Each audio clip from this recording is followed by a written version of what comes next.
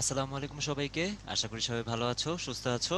আমাদের আজকের নবম দশম শ্রেণীর বাংলা ইংলিশ ফুল কোর্সের ফ্রি ডেমো ক্লাসে সবাইকে স্বাগতম জানাচ্ছি। আমি সাদত আহমেদ দীপ্রব। আজকে তোমাদের সাথে ভাইয়া একটু দিক নির্দেশনা দিব, প্লাস হচ্ছে যে আমাদের প্রোগ্রামে কি কি থাকছে সেই সব ব্যাপারে কথাবার্তা বলবো। আর তোমাদের যে ফ্রি ডেমো ক্লাসটা, এটা নেবেন হচ্ছে আমাদের উদ্ভাসের ইংরেজি শিক্ষক হিমেল ভাইয়া আর বাংলা শিক্ষক কাউসার ভাইয়া, তারা তোমাদের ডেমো ক্লাসটা নেবেন। তো সেটার জন্য একটু অপেক্ষা করতে হবে, ভাইয়ারা এসে জয়েন করলে ভাইয়ারা ক্লাসটা নেবেন। তার আগে হচ্ছে আমরা তোমাদের কাছ থেকে কিছু মতামত নিয়ে নেব আর আমাদের প্রোগ্রামের ব্যাপারে কিছু আলোচনা করব। তো আশা করি তোমরা সবাই ভালো আছো। যারা যারা চ্যাট বক্সে সালাম দিচ্ছ সবাইকে ওয়ালাইকুম আসসালাম। তাহলে আসো আমরা শুরু করি বিসমিল্লাহির রহমানির রহিম বলে। আচ্ছা, তো প্রথমেই তোমাদের কাছ থেকে একটা মতামত জেনে নিতে যাচ্ছি, যেটা হচ্ছে যে বিজ্ঞানের বিষয়গুলো পড়তে গিয়ে তোমার বাংলা ইংলিশে আসলে কেমন সময় দেওয়া হয়েছে।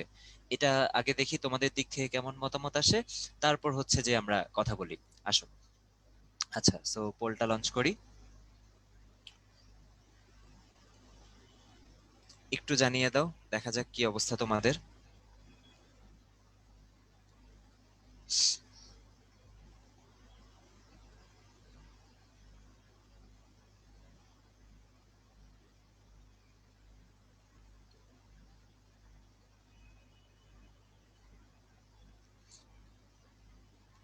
আচ্ছা, অনেকে হয়তো একটু পরে জয়েন করেছো। না, আমি হ্যাঁ কেমিস্ট্রি পড়াই, আমি বাংলা পড়াবো না। বাংলা তোমাদের কাউসার ভাইয়া দেখাবেন আর ইংলিশ হচ্ছে হিমেল ভাইয়া দেখাবেন। আমরা একটু পরেই ভাইয়াদের ক্লাসের দিকে চলে যাব। তার আগে আমরা একটু প্রোগ্রামের ব্যাপারে আলোচনা করে নিতে যাচ্ছি যে কেন কোর্সটা দরকার বা কি করা উচিত আমাদের সেটা। আচ্ছা, তো তাহলে দেখা যাচ্ছে যে 80% বলছে যে সময়টা কম দেওয়া হয় আর 20% বলছে যে সময়টা সমান দেওয়া হয়। তো আসলে প্র্যাকটিক্যালি দেখতে গেলে কিন্তু সত্যিকার অর্থে বাংলা ইংলিশের সময়টা অনেকটা কমই দেওয়া হয়, কারণ আমরা 9-10-এ উঠে physics chemistry math biology higher math এইসব সাবজেক্টগুলোকে যতটুকু গুরুত্ব দেই, সেই অনুসারে কিন্তু আসলে বাংলা ইংলিশটাকে অত একটা গুরুত্ব না বললেও সময় দেওয়ার সুযোগই আসলে হয় না। কারণ দেখা যায় সায়েন্সের সাবজেক্টগুলো পড়তে যে একটু হয়তো বেশি সময় দিতে হয় পড়াশোনায়, তাই না? সো ওই বেশি সময়টা দেওয়ার কারণেই দেখা যায় যে বাংলা ইংলিশটা না চাইতেও একটু সময়টা কম পেয়ে যায়। এবং অনেক সময় দেখা যায় আমরা শুধুমাত্র পরীক্ষার আগে দিয়ে যখন গ্যাপটা পাই ওই বন্ধের সময় বা ক্লাসে যতটুকু পড়ানো হচ্ছে সেটাকে আমরা ওই গুরুত্বটা দিয়ে থাকি। এটা হচ্ছে কথা।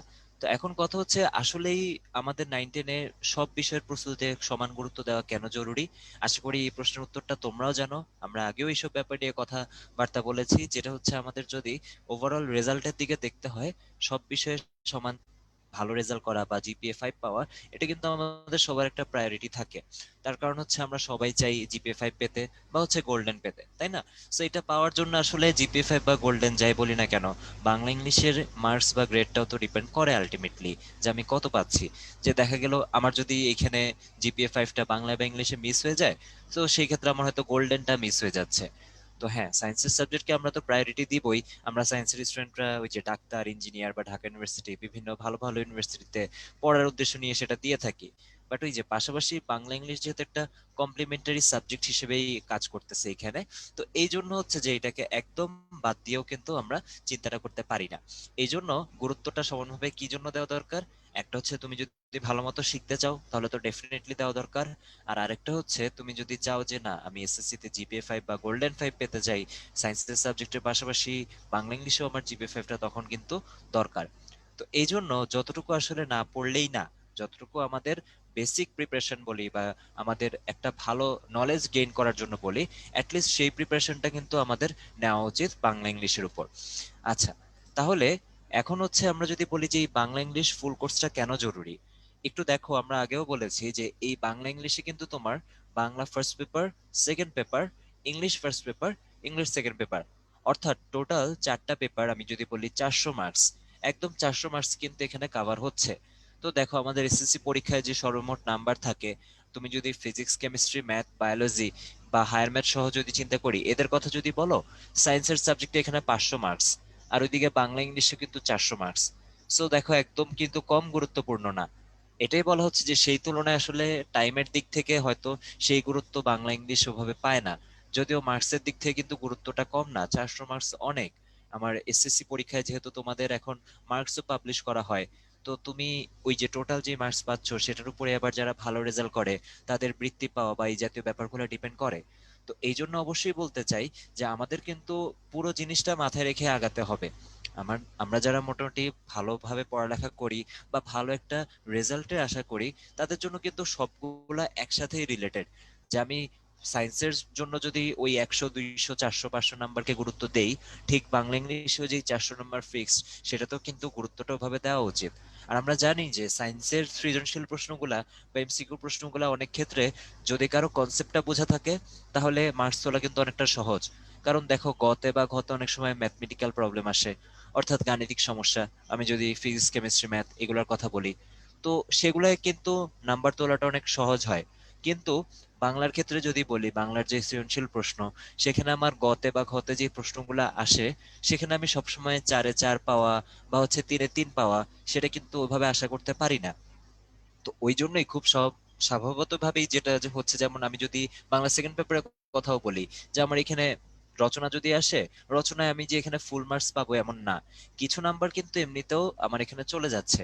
তো এই জন্য আমার প্রিপারেশনের উপর বাকিটা ডিপেন্ড করে, যে যেসব জায়গায় হয়তো সলিড নাম্বার, হয়তো এমসিকিউ পার্টটা বা বাংলার ব্যাকরণ পার্টটা, যেগুলো একদম গোটা নাম্বার সম্পূর্ণ নাম্বারটা পাওয়া পসিবল, আমার কিন্তু সেগুলো ভালোভাবে পড়া উচিত, যাতে ওই যে 100-তে যে আমার 80 পেতে হবে, বা যদি বলি 200-তে যে 160 পাওয়া লাগবে, ওই 160টা যাতে আমার ওই যে যেগুলো হচ্ছে সম্পূর্ণ নাম্বার উত্তর সঠিক হলেই পাওয়া যায়, সেখান থেকে যাতে তুলে আনতে পারি। কারণ বিরোচন অংশ বলি বা সৃজনশীল প্রশ্নের বিভিন্ন গ, খ এগুলোর কথা বলি, একটা সৃজনশীলে তুমি 10-এ 8 পাচ্ছ নাকি 9 পাচ্ছ নাকি 7 পাচ্ছ, সেটা কিন্তু ভ্যারি করতে পারে। সেম প্রশ্নে একজন টিচার যদি 10-এ 7 দেন, আরেকজন 10-এ 9 কিন্তু দিতে পারেন।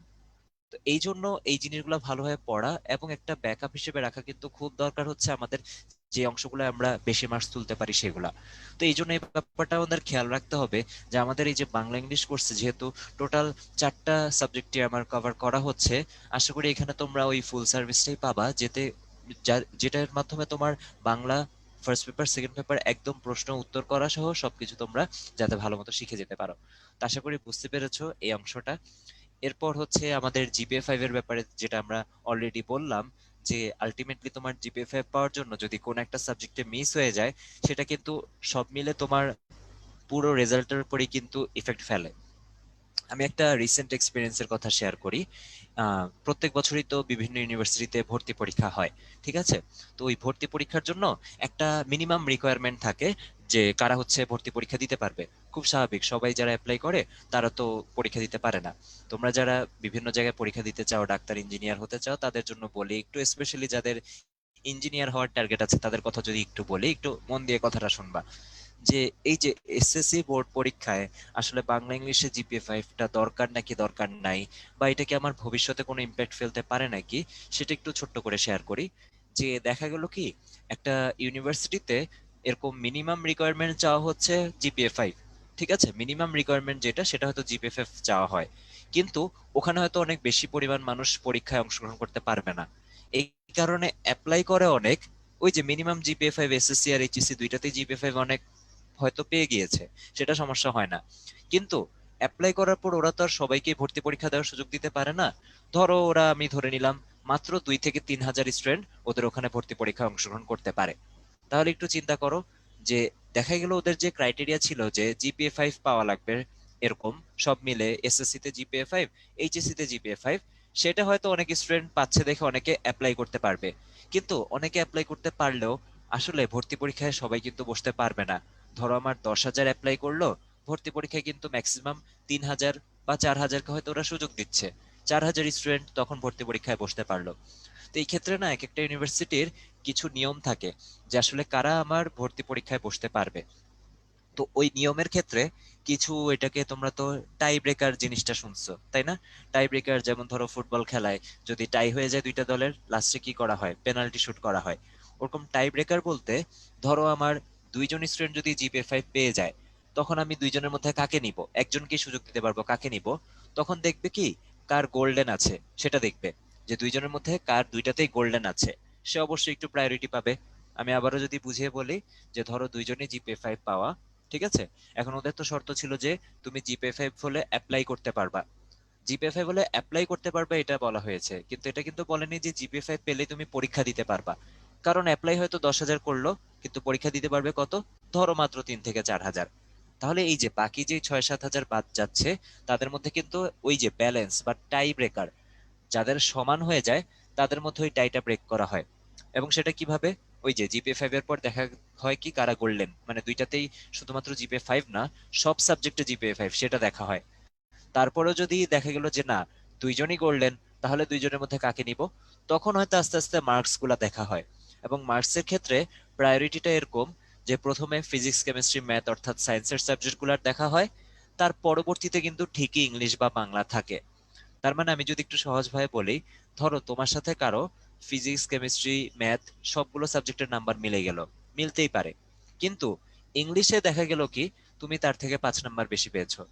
তো সেই ক্ষেত্রে ওই ইউনিভার্সিটিতে আর একজনই ভর্তি পরীক্ষায় বসতে পারবে। তাহলে যে ওই যে 5 নাম্বার বেশি পেয়েছে সেই কিন্তু ভর্তি পরীক্ষাটায় বসতে পারবে। এইটা হচ্ছে ওভারঅল হিসাবটা, যে আসলে কারা ভর্তি পরীক্ষায় বসতে পারবে সেটা আলটিমেটলি ডিপেন্ড করে কিন্তু এই সব কিছুর উপরেই। যদিও এটা ইউনিভার্সিটি থেকে ইউনিভার্সিটি এরকম বিভিন্ন রকমই হয়, ডিফার করে, বাট মোটামুটি কিন্তু একটা ব্যালেন্স এভাবে করা হয় যে প্রায়োরিটি প্রথমে সায়েন্সের সাবজেক্টগুলোকেই দেওয়া হয়, এটা কোনো সন্দেহ নাই। কিন্তু ওই যে ওগুলার গ্রেড বা নাম্বার যদি মিলে যায়, তখন যেটা বললাম টাই ব্রেকার, যাদের মিলে যায়, ওই মিল যে অংশটা সেটাকে ভাঙার জন্য, যে আসলে কাকে আমি পরীক্ষা দিতে বলবো, সেটা সিদ্ধান্ত নেওয়ার জন্য কিন্তু তখন বাংলা ইংলিশের গ্রেড বা নাম্বারটাও কিন্তু ম্যাটার করে। আচ্ছা, তা আশা করি বুঝতে পেরেছো। এবার যদি আমরা একটু সামনের দিকে যাই, এবার হচ্ছে যে ওভারঅল এসএসসি তে তুমি যেই বাংলা ইংলিশ পড়ছো সেটার একটা ইম্প্যাক্ট কিন্তু এইচএসসি তেও থাকবে খুব ভালো মতোই, আশা করি তোমরা জানো। কারণ আমরা যদি স্পেশালি গ্রামার পার্টটার কথা বলি, গ্রামারে কিন্তু মানে অনেক কিছু যে তোমার নতুন করে শেখা লাগে আমাদের তা না। মোটামুটি আমরা 5-6 থেকে যেই বেসিক গ্রামারটা শিখে আসছি, হয়তো প্রত্যেক বছর নতুন করে একটা টপিক অ্যাড হয়, একটা দুইটা টপিক, আর হচ্ছে যে আগে যা পড়লাম এতদিন সেটারই নতুন এক্সাম্পল বা একটু কঠিন লেভেলের, যেহেতু বড় ক্লাসে উঠি আমরা, ওই একটু বড় লেভেলের এক্সাম্পল গুলা বা প্রবলেম গুলা অ্যাড হয় এরকম। বাট কিছু বেসিক গ্রামার কিন্তু আসলে বাংলা বলো ইংলিশ বলো, ওই যে প্যাটার্নটা সেটা কিন্তু সেম থাকে।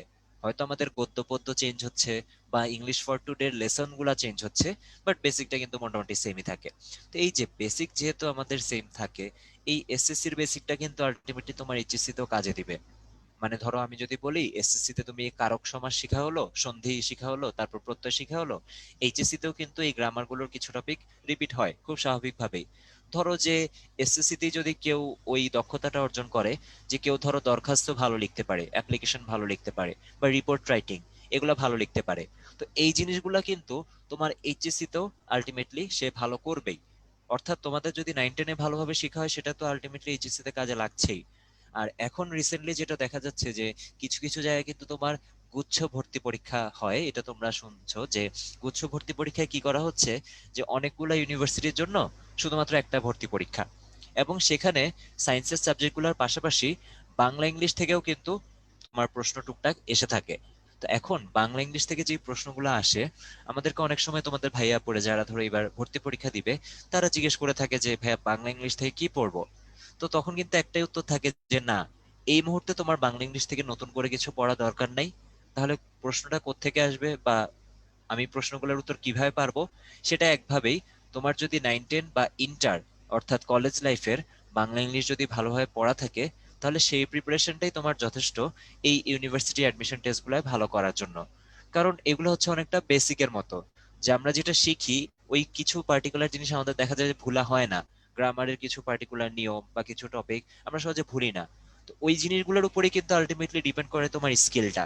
9-10-এ শেখা স্কিলটা থেকে যায় হচ্ছে ক্লাস 11-12-এ, দেন 11-12 মানে হচ্ছে কলেজ, দেন কলেজের যে স্কিলটা সেটা কিন্তু অ্যাডমিশন টেস্টে যেসব জায়গায় বাংলা ইংলিশ আসে সেখানেও কিন্তু কাজে দেয়। আর কারো যদি স্পেসিফিক টার্গেট থাকে, যেমন আমি যদি মেডিকেলের কথা বলি, মেডিকেলে কিন্তু তোমার ইংলিশ থেকে কোয়েশ্চেন আসে। সো মেডিকেলের জন্য যারা প্রিপারেশন নিতে চাও তাদের কিন্তু ইংলিশের বেসিকটা ভাবে থাকা দরকার। হ্যাঁ, কিছু টপিক মেডিকেলের প্রিপারেশন যখন তুমি নিবা তখন নতুন করে শেখা লাগবে, কিন্তু কিছু গ্রামারের টপিক না থাকে, যেমন ধরো ট্যাগ কোয়েশ্চেন, ভয়েস চেঞ্জ, এই যে টপিকগুলো আছে না, এগুলো এসএসসি তেও লাগে, এইচএসসি তেও লাগে, ইভেন মেডিকেল অ্যাডমিশন টেস্টও হয়তো লাগবে এরকম। বা ধরো যারা ঢাকা ইউনিভার্সিটির ডি ইউনিট একটা ইউনিট আছে, ঘ ইউনিট, সেখানে কিন্তু পরীক্ষা হয় হচ্ছে সাধারণ জ্ঞান, বাংলা, ইংলিশ, এই তিনটা সাবজেক্টের উপর, এই তিনটা টপিকের উপর। তাহলে দেখো, কারো যদি সেইখানে ইচ্ছা থাকে, আমি যদি একটু ধারণা দিই, ওখানে মনে করো আইন বিভাগ আছে, তারপর হচ্ছে অর্থনীতি বিভাগ আছে, আন্তর্জাতিক সম্পর্ক, এই সাবজেক্টগুলোর নাম তোমরা হয়তো অনেকে শুনে থাকবে। তো এই টাইপের সাবজেক্টগুলো পড়ার জন্য হচ্ছে, আমি জাস্ট কয়েকটার নাম বললাম, আরো অনেকগুলাই আছে। এই ধরনের সাবজেক্টগুলো পড়ার জন্য হচ্ছে তোমার বাংলা, ইংলিশ আর সাধারণ জ্ঞান অর্থাৎ ডি ইউনিটের পরীক্ষাটা দিতে হয়। তো তখন কিন্তু তোমার সেই জিনিসটাও কাজে লাগবে। তাহলে দেখো, ওভারঅল যদি বলি, মানে বাংলা ইংলিশের যে বেসিক বা কনসেপ্টটা, ধরো আমার ভর্তি পরীক্ষার সময় আমিও যেসব জায়গায় পরীক্ষা দিয়েছি এবং ইংলিশের কোয়েশ্চেন ছিল, অনেক বেশি ধরো থাকে না, 10 নম্বরের থাকলো, হ্যাঁ, বা 5 নম্বরেরই থাকলো।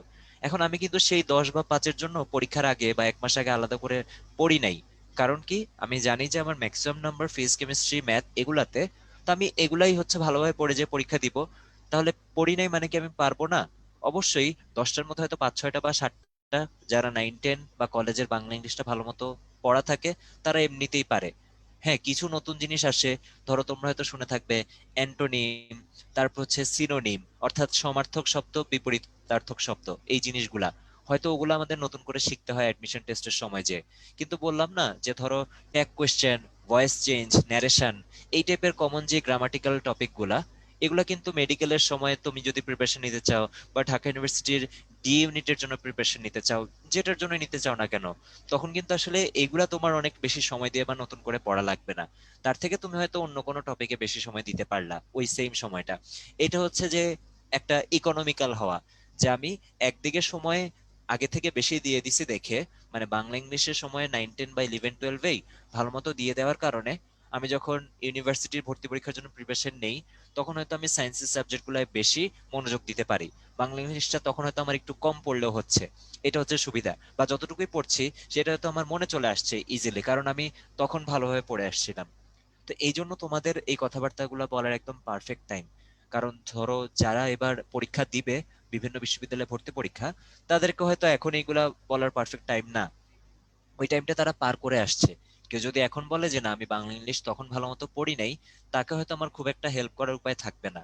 কিন্তু তোমরা যারা মাত্র শুরু করলা, ধরো 9-এ আছো, অনেকে অনেকে 10-এ আছো, অনেকের কিন্তু যারা 10-এ আছো তাদের কিন্তু বাংলা ইংলিশ অনেকটুকু পড়া হয়ে গিয়েছে আমি জানি। সো যতটুকুই পড়া হয়ে গেছে সেটা যদি তুমি আরেকটু ভালো মতো এখন পড়ে নাও, যেটা বললাম, যে এটা শুধুমাত্র ইন্টারে না, ইন্টারে পরেও কাজে লাগবে।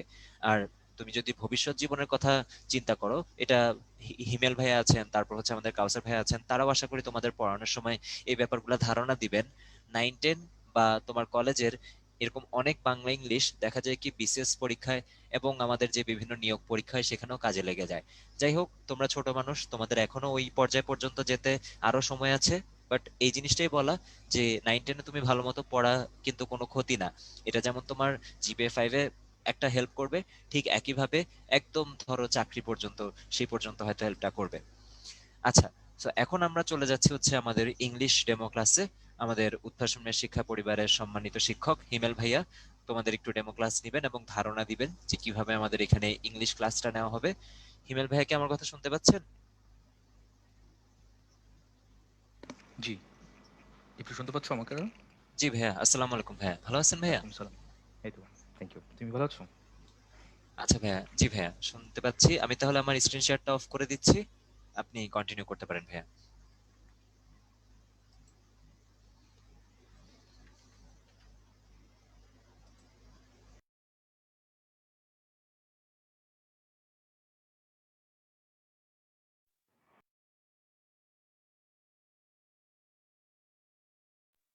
ওকে। মিথুন ভাই, আমি কি ভিজিবল? মানে আমার হ্যালো? হ্যাঁ ভাইয়া, ওকে, দেখা যাচ্ছে স্ক্রিন। ঠিক আছে। Thank you. আসসালামু আলাইকুম। Good evening to all of you. সবাইকে স্বাগতম আজকের ক্লাসে।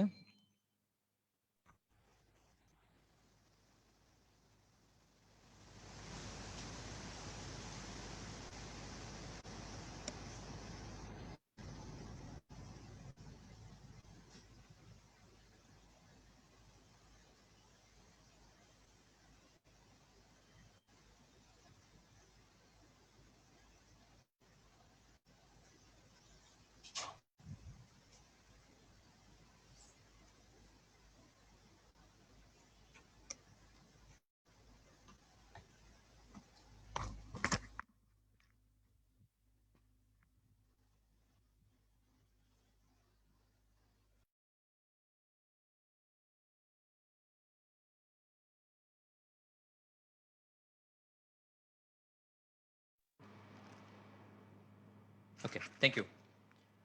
শুনতে পাচ্ছি, ওকে, ঠিক আছে।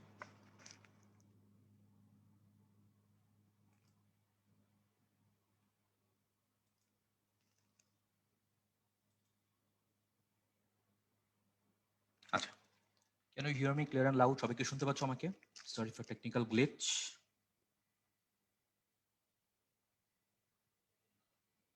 ওকে, thank you very much.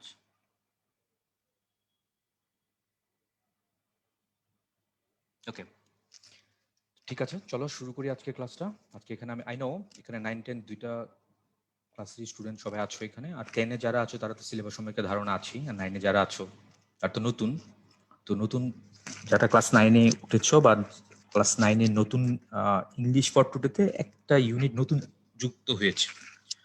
Class 10-এর যেরকম বই ছিল আগে, একটা নতুন ইউনিট যুক্ত হয়েছে, তোমরা দেখতে পেয়েছো হয়তো বা, ফাদার অফ দ্য নেশন, এটা আছে। ক্লাস 10-এর যেরকম বই ছিল আগে ওরকমই আছে। আর দুইটা ক্লাসে মানে 9 এন্ড 10-এর ইংলিশ সেকেন্ড পেপার যে সিলেবাস ওইটা সেম, ওইটা কোনো সমস্যা নেই। ওকে, তো জেনারেলাইজ উইথ যদি আমরা একটা অ্যাপ্রোচ করি আজকে, চলো আজকে আমরা গ্রামার, ইংলিশ গ্রামারের পার্টস অফ স্পিচ নিয়ে আলোচনা করব। এটা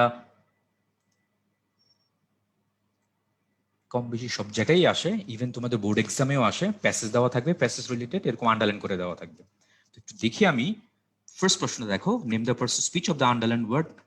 যারা ক্লাস 10-এ আছো তারা হয়তো মেহেরজান নিয়ে যে প্যাসেজটা ছিল সেটা পড়েছো, তো সেখানে এটা আসছিল, Meherjan lost her all in the cyclone.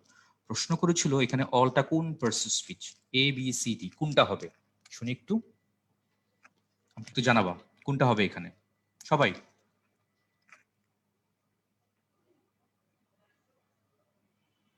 সবাই জানাবা এটা কোনটা, এইটা কোন parts of speech? Meherjaan lost her all in the cyclone. তো যারা ক্লাস 10-এ আছো সবাই তো জানো 7টা এমসিকিউ আসে ইংলিশ টোটাল, যে ইএফটি যে বইটা আছে সেখান থেকে প্যাসিলিটির 7 টাইমস 7 মার্ক থাকে।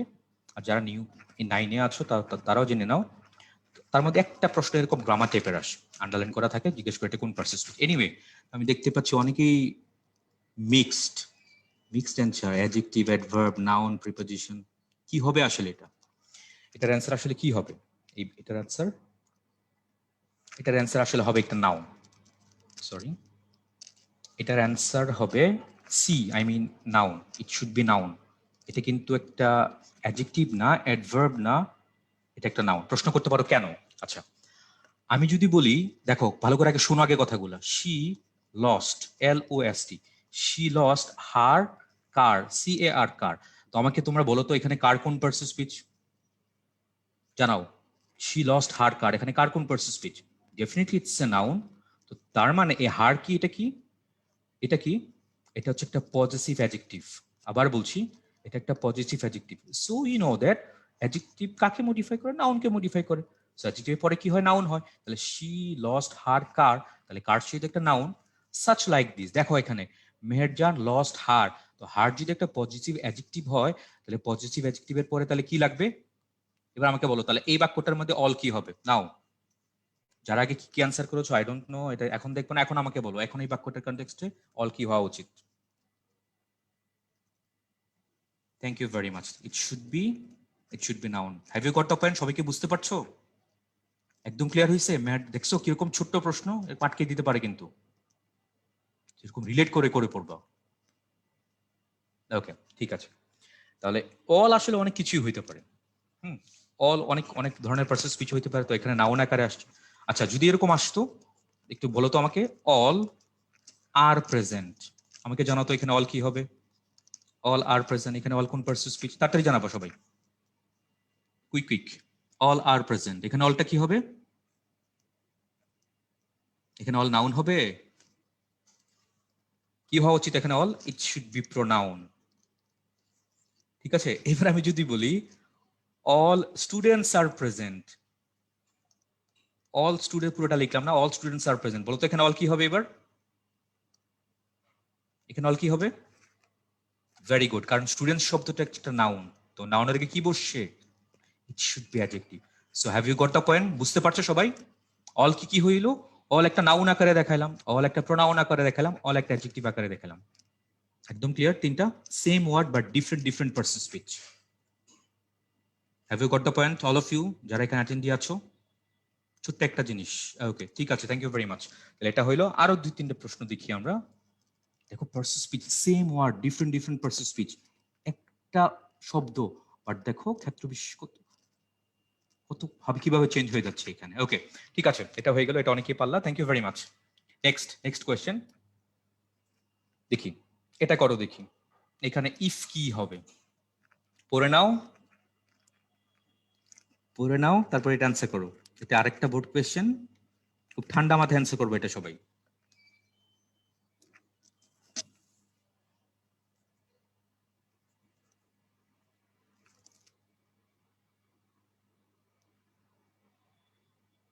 দেখছো আমরা এতদিন যা পার্সন স্পিচ পড়েছি খালি ডেফিনেশন গুলোই পড়ছি, এটা এটা এটা ওইটা, কিন্তু দেখো অ্যাপ্লিকেশন যখন আকারে আসে, যখন প্রয়োগ আকারে আসে, তখন তুমি পারতেছো না।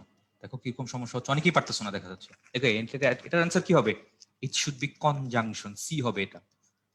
এটা হবে একটা কনজাংশন, এটা অন্য কিছুই না, এটা অ্যাডজেক্টিভও না, এটা অ্যাডভার্বও না, প্রিপজিশনও না। কেন সেটা পরে আসি। এটা কনজাংশন, এটা একটু পরে আলোচনা করতেছি আমি। পরের প্রশ্নটা একটু জবাব দিয়ে দাও এটাও।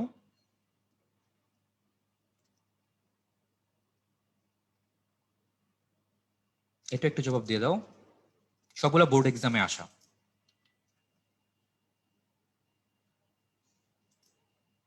এটা কি হবে?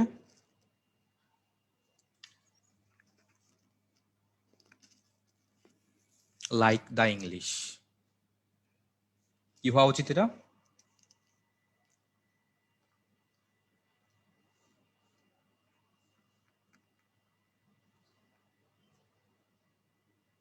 সরি, অনেকেই ভুল করতেছো, বুঝতেই পারছো না মনে হচ্ছে না।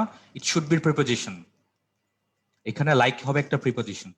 সো এবার চলো আমরা প্রিপোজিশন আর হচ্ছে কিছু আগের প্রশ্নটা কি ছিল, কনজাংশন, এই দুটো আমরা আলোচনা করি। খুব ভালো করে শুনবো আগে, কথাগুলো খুব ভালো করে শুনো। দেখছো ভর্তি পরীক্ষা কিরকম আস, দুইটা পার্সন স্পিচ, একটা ছিল প্রিপোজিশন আর একটা হচ্ছে কনজাংশন, ছোট্ট দুইটা পার্সন স্পিচ, কনজাংশন। খুব ভালো করে শোনো আগে কথাগুলা। প্রিপোজিশন, প্রি, বলো তো প্রি মানে কি? প্রি মানে হচ্ছে পূর্বে, আর পজিশন মানে কি? অবস্থান। তাহলে প্রিপজিশন মানে কি? পূর্বে অবস্থান। সেটা কার পূর্বে বসবে? সেটা কোনো নাউন অথবা কোনো প্রোনাউনের পূর্বে বসবে, প্রিপজিশন, প্রিপজিশন। এবার আসে কনজাংশন। কনজাংশনের কন মানে কি? কন মানে হচ্ছে উইথ। আর জাংশন, যারা ক্লাস 10-এ পড়ে তারা হয়তো পড়েছো PN junction and P junction, physics, right? তাহলে জাংশন মানে কি? জাংশন মানে হচ্ছে মিটিং প্লেস। তাহলে এটা হচ্ছে কি? Meeting place. তাহলে একটা হচ্ছে প্রিপজিশন, একটা হচ্ছে কনজাংশন। তাহলে what's the difference between two person speech? প্রিপজিশনটা কি? ধরো এখানে একটা সেন্টেন্স থাকবে, খুব ভালো করে শুনবা কথাগুলো কি বলছে। এখানে একটা শব্দ, তারপরে কি থাকছে? এখানে কোনো নাউন বা প্রোনাউন, কোনো নাউন বা প্রোনাউনকে যুক্ত করেছো কি দিয়ে? তাহলে সেটা কি হবে? It's a preposition, preposition. এবার আসো, এখানে একটা সেন্টেন্স, নর্মালি একটা সেন্টেন্সের সাথে আরেকটা সেন্টেন্স তুমি যদি যুক্ত করো, তাহলে সেটা কি হবে? It should be conjunction. So have you got the point? What's the basic difference between preposition and conjunction? এইটুকু সবাই বুঝতে পারছি? চ্যাট বক্সে একটু রেসপন্ড করো। Have you got the point? Preposition and conjunction? ওকে, তো এবার ঠিক আছে, অনেকেই ধরতে পারছো। Thank you very much, thank you অনেকে কারেক্ট আনসার করছো, থ্যাংক ইউ। ওকে, তো প্রিপজিশন এন্ড কনজাংশন। এবার আমাকে বলো তো, দা বুক, খুব ভালো করে শুনবা, the book is on the table. তো ইংলিশে ব্রিটিশরা একটা প্যাটার্ন ফলো করে। দেখো অনটা কি? অনটা একটা প্রিপজিশন, দাটা কি? দাটা একটা আর্টিকেল, আর টেবিলটা কি? একটা নাউন। কি দাঁড়ালো প্যাটার্নটা? খুব ভালো করে শুনো, এটা হচ্ছে preposition plus article plus noun, on the table. Preposition plus article plus noun. এটুকু সবাই ক্লিয়ার? এটুকু সবাই ক্লিয়ার? যদি ক্লিয়ার হয় ওয়াই লেখো, ক্লিয়ার না হলে অ্যান্ড লেখো। এটুকু সবাই clear? The book is on the table, তাহলে preposition plus article plus noun, ওকে? এইবার আসো, দেখো এই কনসেপ্টটুকু কাজে লেগে আমি কত স্মার্টলি করতে পারছি এগুলো, কত স্মার্টলি আমি অ্যান্সার করে ফেলি। ফার্স্ট দেখো, some fishes will become extinct, এখানে সাবজেক্ট আছে, ভার্ব আছে, অবজেক্ট, তার মানে এই পুরো একটা সেন্টেন্স দেখো এখানে। এই পুরো সেন্টেন্সটুকুর সাথে দেখো টেম্পারেচার রাইজেস, সাবজেক্ট আর হচ্ছে ভার্ব, আরেকটা বাক্য, তাহলে দুইটা বাক্যকে তুমি এখানে ইফ দিয়ে যুক্ত করেছো, তাহলে আমাকে জানাও তো, তাহলে ইফ জেনে কি হওয়া উচিত? এখানে একটা সেন্টেন্স, এখানে একটা সেন্টেন্স, দুইটা সেন্টেন্সকে তুমি যুক্ত করেছো ইফ দিয়ে, তাহলে হোয়াট শুড বি, ইফ কি হওয়া উচিত বলো? Very good, it should be conjunction. Am I right? সবাই বুঝতে পারছি? Have you got the point? Okay, thank you very much. দেখো খুব ছোট্ট সহজ প্রশ্ন, তুই খুব ভালো করে তাকাবা, খেয়াল করবা, তাহলে খুব স্মার্টলি পারবা। দেখো তুমি বাক্যের অর্থ পারতেছো, অর্থ পেরে তুমি এটা পারসেসটি ডিটেক্ট করতে পারতেছো না, because don't know the difference, basic difference between preposition and conjunction. That's it. Okay. এইবার আসো পরের বাক্যটা। তোমরাই বলো এখানে যেটা আছে, Mrs Alam speaks English like the English. কিছুক্ষণ আগে মনে আছে কি বলছিলাম? দেখো তো, অন, দেখো অন দা টেবল, তাহলে একটু ক্রস করে দেখো তো, preposition plus article plus noun. তাহলে এবার আমাকে বলো এখানে লাইক কি হওয়া উচিত বলো? লাইক কি হওয়া উচিত বলো? দেখছো, তাহলে ছোট্ট দুটো পার্সেস স্পিচ। তো তোমাদের অনেকে যাতে কানেক্টরসে প্রবলেম হয়, নো ক্লাস 10 যারা আছে অনেকে কানেক্টরসে প্রবলেম হয়। তো কানেক্টরসে কেন প্রবলেম হয়? Because you don't know the difference between preposition and conjunction. Preposition conjunction basic difference তুমি যদি ভালো করে জানো তাহলে এটা কিন্তু পারতা। ওকে, তাহলে এই বাক্যটার ক্ষেত্রে লাইকটা কি হবে? লাইকটা একটা প্রিপোজিশন। এবার আমি যদি বলি, খুব ভালো করে শোনো এবার, the baby smiles, the baby smiles like its like its mother does। বলো তো এখানে লাইক কি হবে? বলো তো এখানে লাইক কি হবে?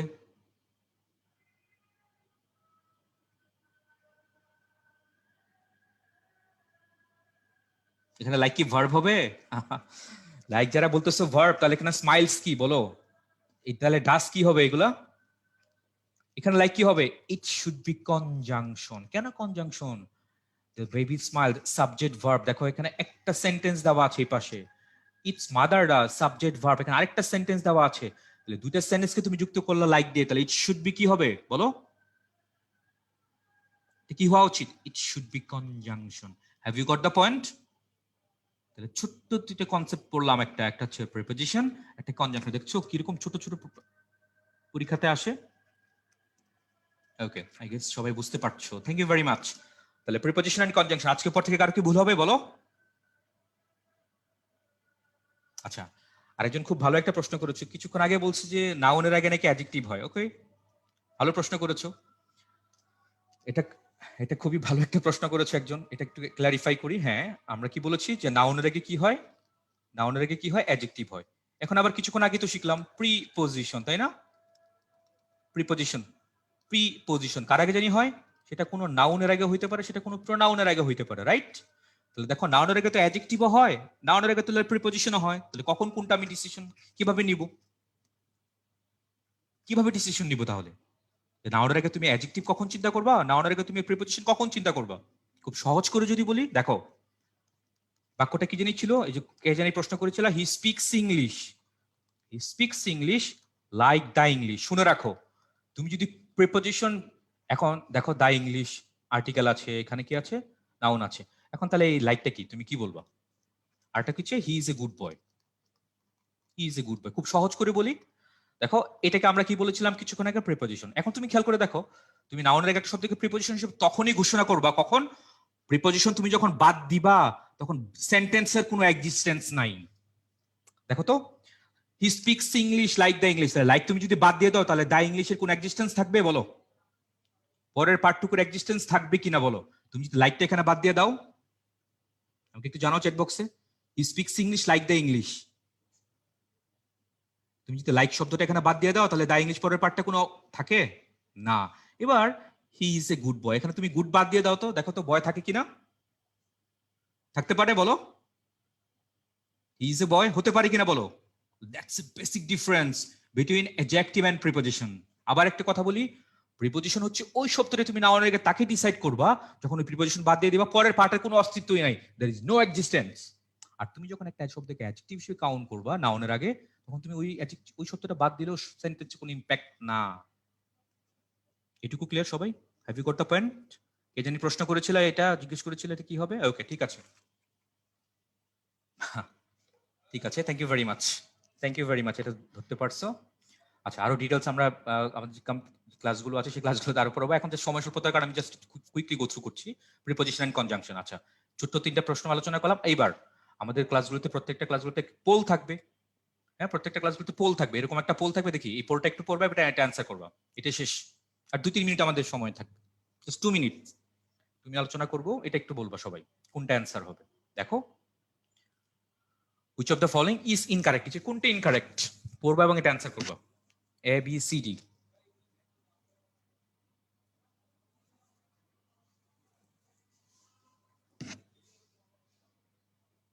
কোনটা ইনকারেক্ট, নিচের কোনটা ইনকারেক্ট?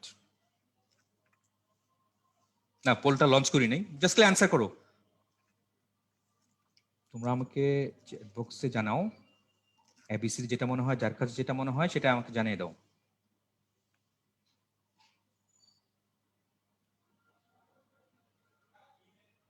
ওকে, অনেকেই কারেক্ট অ্যান্সার দিচ্ছ, অনেকেই ভুল করছো দেখা যাচ্ছে।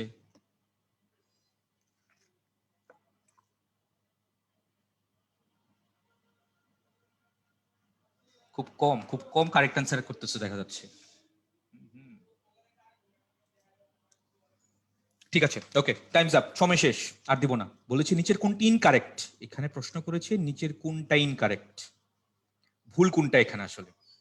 প্রথম বাক্যটা আসি, 71 ইয়ার্স ওল্ড, এই বাক্যটা ভুল আছে। তারপরে the data which E presented was completely রং, এটাও ভুল আছে। তারপর 3 number, it's a nice joke after all, এটাও ভুল আছে, তিনটাই ভুল। তাহলে নিচে কোনটি ইনকারেক্ট, কোনটা ইনকারেক্ট, সবগুলো ইনকারেক্ট, অ্যান্সার আছে আসলে সি নাম্বার। এখন প্রশ্ন করতে পারো কিভাবে ইনকারেক্ট ভাই। চলো আগে 3 নাম্বার থেকে, ছোট্ট থেকে দেখো, এখানে ইটস বানানটা ভুল আছে। এই বাক্যটার মধ্যে ভার্ব কোথায়? তোমরা অনেকেই এটা ভুল করো। দেখো, এই ইটস মানে কি? এই ইটস মানে হচ্ছে ইহার। আর তুমি যখন অ্যাপোস্ট্রফি ইউজ করবা, এই ইটস কি? এটা শুনে রাখো, এটা তিনটা হইতে পারে, ইট ইজ হইতে পারে, ইট ওয়াজ হইতে পারে, ইট হ্যাজ হইতে পারে, depending on the sentence structure. যদি বলি ইটস মাই পেন, তাহলে it is my pen, it's yesterday, it was yesterday, it's been raining since morning, it has been raining since morning. তাহলে দেখো, it's a nice joke after all, তাহলে এখানে কি লাগবে? Apostrophe একটা কমা লাগবে, সো এটা ভুল আছে। আচ্ছা, দেখা যাচ্ছে এটা তোমরা অনেকেই লেখার মধ্যে ভুল করে, দুটো তালগোল পাকায় ফেলো। এটা কি সবাই বুঝতে পারছো? Have you got the point? এটা হচ্ছে ইটের পজিটিভ ফর্ম, আর এটা হচ্ছে ইট প্লাস ভার্ব। এটা ইট ইজ হইতে পারে, ইট ওয়াজ হইতে পারে, ইট হ্যাজ হইতে পারে, depending on the sentence structure. তাহলে ইটস এ নাইস জোক, এখানে কি লাগবে? এখানে অ্যাপোস্ট্রফি লাগবে, এখানে ভার্ব লাগবে। এটা ভুল আছে, অ্যাপোস্ট্রফি কমাতে ভুল আছে এখানে, তাহলে এটা ভুল। ওকে, তারপরে চলে আসো, তাহলে 3 নাম্বারটা সবাই কি বুঝতে পারছো? আই গেস সবাই কি বুঝতে পারছো? চ্যাট বক্সে জানাও। ওকে, ঠিক আছে, থ্যাংক ইউ ভেরি মাচ। এবার আসো কোনটা, এবার কোনটা দেখবো? এবার কোনটা দেখবো? এবার 2 নাম্বারটা দেখি। The data which he presented was completely wrong. এই বাক্যটার মধ্যে দেখো, ডেটা শব্দটা কিন্তু একটা প্লুরাল, এটা কিন্তু একটা প্লুরাল। তো প্লুরাল হওয়ার কারণে the data which he presented was না, এখানে it should be were। Data শব্দটা কিন্তু প্লুরাল। এরকম কিছু ইরেগুলার ওয়ার্ড আজকে আমরা দেখাবো, ইরেগুলার নাউন, যেগুলো কিছু একটু পরে দেখাচ্ছি আমি। তাহলে the data which he presented were completely wrong, subject verb agreement এটা ভুল ছিল। 2 নাম্বার বাক্যটা এটা ভুল আছে। এইবার আসো 1 নাম্বারে, এটা একটু কঠিন। দেখো, এ 70 ইয়ার্স ওল্ড, এখানে যেহেতু হাইফেন আছে, এগুলো হাইফেনেটেড অ্যাডজেক্টিভ। আবার বলছি, ইংলিশে গ্রামারে এটাকে বলা হাইফেনেটেড অ্যাডজেক্টিভ। তো হাইফেনেটেড অ্যাডজেক্টিভ তুমি যখন ইউজ করবা, এখানে ওল্ডের পর আরেকটা কি লাগতো? আর কোন লাগতো? এখন হাইফেনেটেড অ্যাডজেক্টিভ তুমি যখন ইউজ করবা, তখন ইয়ার্স কে তুমি প্লুরাল করতে পারবা না, কারণ অ্যাডজেক্টিভ কখনো প্লুরাল হয় না। ঠিক আছে, তাহলে এখানে ইয়ার্স হবে না, তাহলে কি হবে? এ 71 ইয়ার ওল্ড লেডি, এইভাবে হবে। তাহলে এখানে ইয়ার্স হবে না, আর এখানে একটা হাইফেন লাগবে আরেকটা। এই, তাহলে দেখো, বয়স তুমি কিভাবে লিখতে পারো। ধরো, এই বয়স তুমি কিভাবে লিখতে পারো, আমি কয়েকটা ভাবে বয়সটা লেখা শিখাই দিচ্ছি। দেখো, কয়েকটা ভাবে। ধরো, শি, খুব ভালো করে শোনো, শি ইজ 71 ইয়ার্স ওল্ড, এভাবে লিখতে পারো, এক। অথবা শি ইজ 17, দেখো এইচ এর ফর্মেট এইচ কিভাবে লেখা লাগে ইংরেজিতে, এটা 1, এটা 2, আর এটা দেখাই 3। দেখো, এ যেটা আজকে ছিল, এ 71, তারপর হচ্ছে ইয়ার, তারপর হচ্ছে ওল্ড লেডি। যদি এরকম কিছু করো, এটা দেখো বয়স কিভাবে লিখছি, 4, তারপরে এ লেডি অফ 17, এটাও বয়স বোঝাচ্ছে। 5 a lady, তারপরে aged, a lady aged, aged 17। এই 5টা ফরম্যাটে তুমি আরো বয়স লিখতে পারো, কিন্তু খুবই ইম্পর্টেন্ট, এটা লাইফে কাজে লাগবে, মনে রেখো এটা। তো যাই হোক, একটু দেখাইলাম, সময় স্বল্পতার কারণে বাকিটা দেখাতে পাচ্ছি না, জাস্ট একটু দেখাই দিলাম যে এই 5টা ফরম্যাট তুমি লিখতে পারো। আচ্ছা, তো এ 71 ইয়ার ওল্ড হওয়া উচিত ছিল, আর ওল্ডের পরে একটা hyphen, it's called hyphenated adjective. ওকে, তো এটাও ভুল আছে, 1 নাম্বারটাও ভুল আছে, তাহলে 3টা বাক্য এখানে ভুল আছে, তাহলে বলেছি নিচে কোনটা ইনকারেক্ট, তাহলে অ্যান্সার গোস ফর কোনটা, all of this, I mean C. সবাইকে বুঝতে পারছো এটুকু? Have you got the point? Have you got the point? Okay, ঠিক আছে, থ্যাংক ইউ ভেরি মাচ। তাহলে ডেটা শব্দটা কিন্তু কি, ইটস প্লুরাল, এটা প্লুরাল। তাহলে একটু সিঙ্গুলার প্লুরাল একটু চট করে একটু যদি দেখি, এটা আমাদের ক্লাসগুলোতে ডিটেলস হয়তো পড়াবো। হ্যাঁ, আচ্ছা, ওকে, ঠিক আছে, একটু দেখাই দিচ্ছি এটা। আসর ভাই তো ওয়েট করছে না। আচ্ছা, দেখো, ইরেগুলার, নাউন, এই ইরেগুলার নাউন খুবই ইম্পর্টেন্ট। ইরেগুলার নাউন সিঙ্গুলার এবং প্লুরাল, যেগুলো দেখো ইউএম গুলা চেঞ্জ হয়ে এ হয়, যেমন ডেটা, ডিএটি এ ডেটা, এটা সিঙ্গুলারটা কি হবে, ডেটাম, ডিএটিইউএম। যাদের বায়োলজি আছে পড়েছো মনে করে দেখো, ব্যাকটেরিয়াম ছিল ব্যাকটেরিয়া, রাইট, ফ্লাজেলাম ছিল ফ্লাজেলা, মিডিয়াম ছিল মিডিয়া, ইকুইলিব্রিয়া কেমিস্ট্রিতে। ওকে, তারপর দেখো ওএন চেঞ্জ হয়ে এ হয়, ক্রাইটেরিয়ন হবে ক্রাইটেরিয়া, টেক্সন বায়োলজিতে পড়ছো, টেক্সন হবে টেক্সা, ফেনোমেনন ফেনোমেনা। ঠিক আছে, ওকে, তাহলে আবার বললো না ভাই, তাহলে প্রিপোজিশন, তাহলে প্রিপোজিশন না হবে না, এরকম হবে না আপু ভাইরা, প্রিপোজিশন আবার প্রিপোজিশন না হবে না কেন? কারণ ইংলিশ ওয়ার্ডের সিঙ্গুলার এবং প্লুরাল গুলো কি হয়, অ্যাস বাই যুক্ত, যেগুলো ল্যাটিন বা গ্রিক থেকে ইংরেজিতে আসে সেগুলো সিঙ্গুলার প্লুরাল একটু ডিফারেন্ট। আবার বললো না তাহলে সোডিয়াম, তাহলে সোডিয়া, এরকম বললো না আবার কিন্তু এটা, ঠিক আছে। আচ্ছা, তো তারপরে দেখো এ চেঞ্জ হয়ে কি হয়, এ ই হয়। দেখো তো বায়োলজিতে পড়েছো কিনা, এ এল জি এ এলজা, এ এল জি এলজা, তাহলে প্লুরাল কি ছিল, এ এল জি এ ই এলজি। তারপর লার্ভা ছিল লার্ভি, ফর্মিউলাই, পড়েছো না এগুলো, দেখো। আচ্ছা, তারপর ইউএস গুলো চেঞ্জ হয়ে আই হয়, দেখো তো, radius, R A D I U S, radius plural কি হবে, R A D double I, radius হবে রেডিয়াই, তার মানে ইউএস গুলো চেঞ্জ হয়ে কি হবে, আই হবে, দেখো। ব্রঙ্কাস ছিল ব্রঙ্কাই, রাইট, ফাঙ্গাস ছিল ফানজাই, পড়েছো এগুলা, যেহেতু বায়োলজি ক্লাস 10 যারা আছো, বায়োলজি যারা আছে। ইএক্স বা এক্স গুলো চেঞ্জ হয়ে আইসিএস হচ্ছে, দেখো। ইন্ডেক্স, কি হবে, ইনডাইসেস, INDICS, ইনডাইসেস। অ্যাপেন্ডিক্স কি হচ্ছে, APPENDIX, অ্যাপেন্ডিক্স কি হচ্ছে, অ্যাপেন্ডাইসিস, একটু বলে দিচ্ছি এগুলো, অ্যাপেন্ডাইসিস। তাহলে ম্যাট্রিক্স হবে ম্যাট্রাক্সিস, তাহলে ইএক্স বা এক্স গুলো চেঞ্জ হয়ে কি হচ্ছে, আইসিএস হয়ে যাচ্ছে। শেষ দেখো, XIS বা SIS গুলো কি চেঞ্জ হচ্ছে, XCS অথবা SCS, কিরকম দেখো, ক্রাইসিস, CRISES, ক্রাইসিস কি হবে, CRISS, ক্রাইসিস। অ্যানালাইসিস, দেখো, অ্যানালাইসিস, এটা SIS SES, অ্যানালাইসিস কি হবে, অ্যানালাইসিস। থিসিস কি হবে, থিসিস। সিনথেসিস কি হবে, সিনথেসিস। ঠিক আছে, তো অ্যাক্সিস, AXIS, অ্যাক্সিস মানে অক্ষ, প্লুরাল কি হবে, AXES, অক্ষগুলো, দেখো চেঞ্জটা কি হচ্ছে, আই চেঞ্জ হয়ে ই হয়ে যাচ্ছে, দ্যাটস ইট। ইরেগুলার নাউনকে একটু দেখাই দিলাম এখানে। তো that's all for the moment, একটু বেশি সময় নিয়ে গেলাম হচ্ছে, আজকে তাহলে এই পর্যন্ত থাকো, দ্যাটস অল। আসসালামু আলাইকুম। দীপ্ত, শুনতে পাচ্ছ? ভাইয়া, ওকে, সরি। অনেক অনেক ধন্যবাদ হিমেল ভাইয়াকে। না ভাইয়া, ওরা অনেক এনজয় করছিল ক্লাস, অনেক রেসপন্স ভালো ছিল ওদের। তো আশা করি ক্লাসে তো তোমাদের দেখা হবেই হিমেল ভাইয়ের সাথে, এবং তখন তো তোমরা আরো ডিটেলসে সবগুলো টপিক নিয়ে কথাবার্তা বলতে পারবা বা জানতে পারবা, ভাইয়ের কাছ থেকে শিখতে পারবা। তো এখন আমরা চলে যাচ্ছি হচ্ছে আমাদের কাউসার ভাইয়ের কাছে। এখন তোমাদের একটা হালকা ছোট্ট করে বাংলা ডেমো ক্লাস হবে। কাউসার ভাইয়া, শুনতে পাচ্ছেন আমার কথা?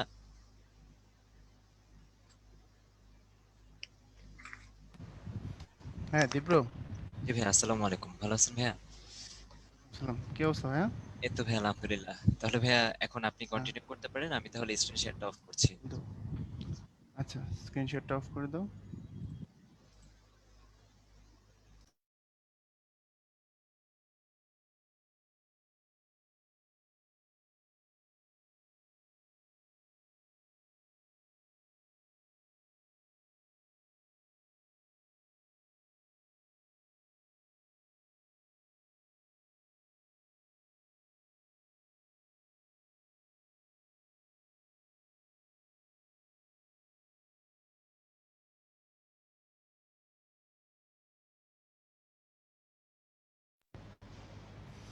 আমার স্টুডেন্ট ভাইরা, সোনা ভাইরা আমার, কি অবস্থা সবার? ভালো আছে নিশ্চয়ই। হিমেল ভাইয়ের ক্লাস কিছুক্ষণ আমিও দেখে ফেললাম, শেষ দিকে ভালো লাগছে। কিছু কিছু জিনিস আমি আবার ঝালাই হয়ে গেছে। এই ল্যাটিন যেগুলো আছে এগুলো আসলে একটু সমস্যাই, সিঙ্গুলার প্লুরাল মনে রাখা খুব মুশকিল। আচ্ছা, আমরা এখন কথা বলবো কি নিয়ে যেন? আমরা কথা বলবো এখন বাংলা নিয়ে। খুব সহজ সহজ জিনিস আজকে আমরা বাংলার মধ্যে নিয়ে আসছি তোমাদের জন্য। তো চিন্তার কোনো কারণ নাই, আসো আমরা এগুলো নিয়ে একটু কথাবার্তা বলি তোমাদের সাথে। একটু খেয়াল করো ভাইয়া, বাংলার ক্ষেত্রে একটা ট্র্যাজেডি কি, মানে এটা আমার আসলে বলতেও খারাপ লাগে আবার না বললেও পারি না। আমরা খুব ছোট কাল থেকে স্বরবর্ণ ব্যঞ্জনবর্ণ দিয়ে আসলে আমাদের ভাষা শুরু করি। একাডেমিক ওয়েতে আমরা যখন পড়াশোনা করি তখন খুব ছোট কাল থেকে এগুলো পড়াশোনা শুরু করি, কিন্তু বাস্তবতা হচ্ছে এগুলো আমরা সারা জীবন পার করে দেওয়ার পরে আসলে ঠিকঠাক বুঝি না, তাই না? 21শে ফেব্রুয়ারি আসলে আমরা খুব সচেতন, আমরা খুব দেশপ্রেমিক, ভাষাপ্রেমিক, বিভিন্নভাবে আমরা আমাদেরকে শো করি। কিন্তু কিছু কিছু টেলিভিশনের নিউজে, ব্লগারদের খবরে আমরা দেখি বিভিন্ন সময় যে 21শে ফেব্রুয়ারি কি ছিল, সবাই বলে হচ্ছে কি বলে স্বাধীনতা দিবস, কেউ বলে বিজয় দিবস, ইত্যাদি ইত্যাদি। তো যাক, ভাষার প্রতি একটু চর্চা, একটু যত্ন, একটু ভালোবাসা, একটু আদর, একটু সোহাগ, এটা আমাদের বাড়াতে হবে যদি জাতি হিসেবে আমরা আমাদের যে ইতিহাসের কথা আমরা বলি, আমাদের যে ঐতিহ্যের কথা আমরা বলি, যেসব জিনিসকে আমরা গর্বের সাথে ধারণ করি, যে জিনিসগুলোকে আমরা খুব ফলাও করে বলি সবার সাথে সবার সামনে, সেই জিনিসগুলোকে আমাদের একটু শান দিতে হবে। তো শান দেওয়ার জায়গা থেকে আজকে খুব সুন্দর সুন্দর দু একটা খুব সহজ জিনিস নিয়ে কথা বলবো সবার সাথে ইনশাল্লাহ। গত ক্লাসে তোমাদের সাথে আমি কথা বলছিলাম কাকে নিয়ে? আমাদের বাংলা সাহিত্যের দুজন দুলাভাই আছে, আমি মজা করে বলি দুজন আমাদের দুলাভাই, একজনকে নিয়ে কথা বলেছিলাম, রবীন্দ্রনাথ। আজকে আমাদের দ্বিতীয় দুলাভাই রবীন্দ্রনাথ। কেন আমাদের দুলাভাই? কারণ রবীন্দ্রনাথ বিয়ে করেছিলেন খুলনায়। কথা বুঝতে পারছো? রবীন্দ্রনাথ যাকে বিয়ে করেছিলেন ওর নাম হচ্ছে মৃণালিনী দেবী। এই মৃণালিনী দেবী যাকে আবার ভালোবেসে রবি ঠাকুর পরে নাম দিয়েছিলেন ভবতারিণী দেবী। ভালোবেসে কিন্তু নাম চেঞ্জ হয়, হ্যাঁ, এগুলো ক্লাসে শেখাবো কেমনে ভালোবেসে নাম চেঞ্জ হয়। তো রবি ঠাকুর নিজে মৃণালিনী দেবীকে নাম দিয়েছিলেন ভবতারিণী দেবী। এই ভবতারিণী দেবীর পৈতৃক বাড়ি ছিল খুলনাতে। তার বাবা ছিলেন জোড়াসাঁকোর ঠাকুর পরিবারের একজন কর্মচারী, আর তাকে বিয়ে করেছিলেন রবীন্দ্রনাথ। রবীন্দ্রনাথ যেহেতু আমাদের দেশে বিয়ে করছিলেন, সুতরাং তিনি আমাদের দেশের জামাই। আবার এদিকে দেখো নজরুল, যাকে নিয়ে আমরা আজকে কথা বলতে আসছি, আমাদের সব থেকে আপন মানুষ, আমাদের সব থেকে কাছের মানুষ বাংলা সাহিত্যে, তিনি আমাদের নজরুল। নজরুল দুটো বিয়ে করেছিলেন, প্রথম বিয়ে করেছিলেন কুমিল্লায়, এর জন্য আমি নজরুলকে মজা করে বলি দুলাভাই। কুমিল্লার মুরাদনগরে উনি প্রথম বিয়ে করেছিলেন নার্গিসকে। কথা বুঝতে পারছো?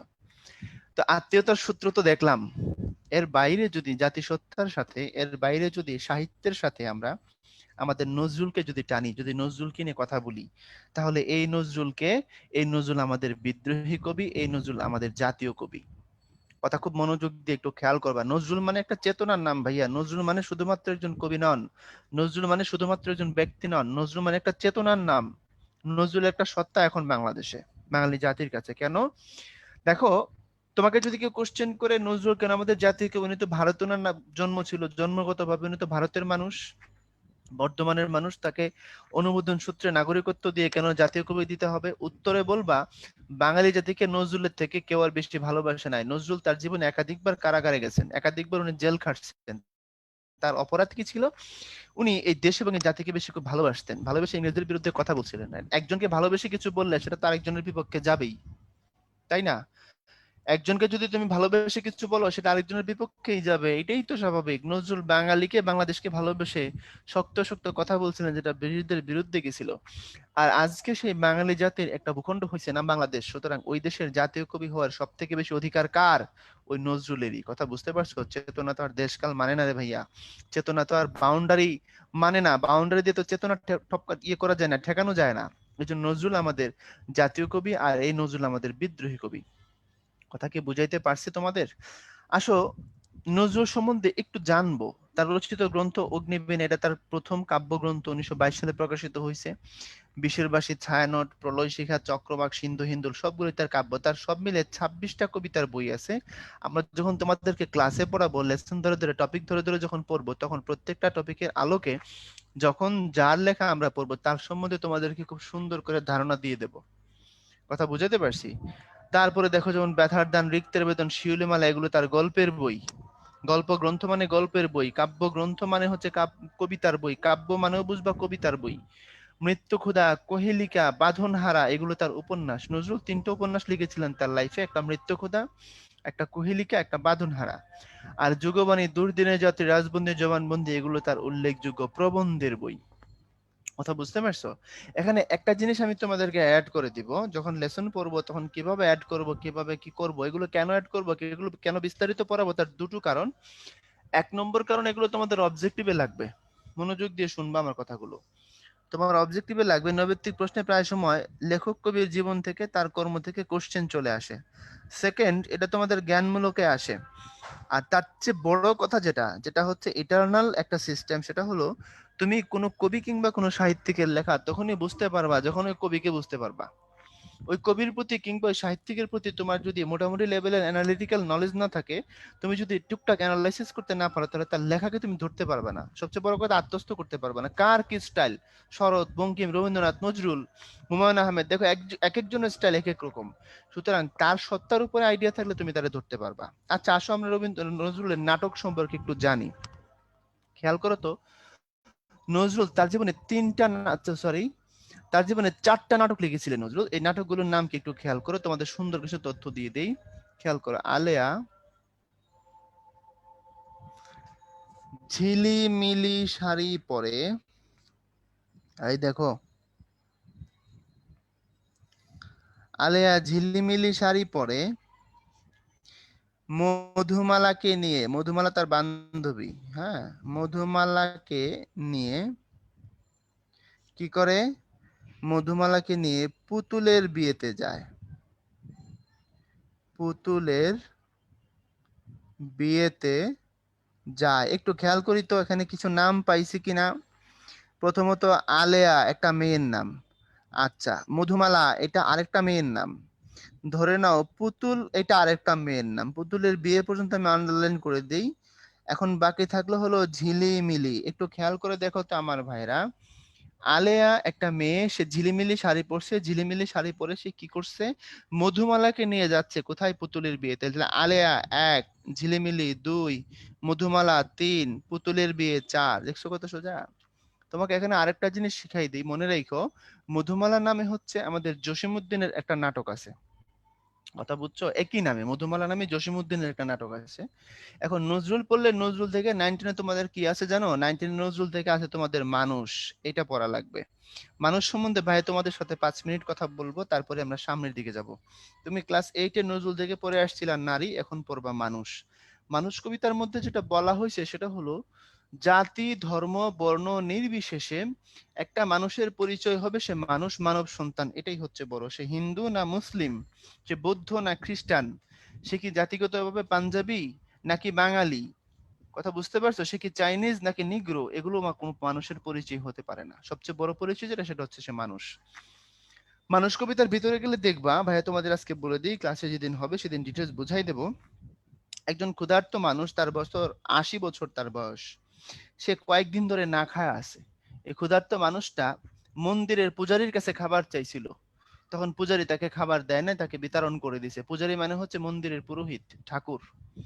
ওখান থেকে সে খাবার না পায়া মসজিদের হুজুরের কাছে খাবার চাইছে। মজার বিষয় হলো, মসজিদে আবার ওই দিন সিন্নি দেয়া হয়েছিল। সিন্নি বুঝো তো, তাবারক। কোন কোন এলাকায় জিলাপি দেয়া হয়, কোন কোন এলাকায় খিচুড়ি দেয়া হয়, কোন কোন এলাকায় মাংস রুটি।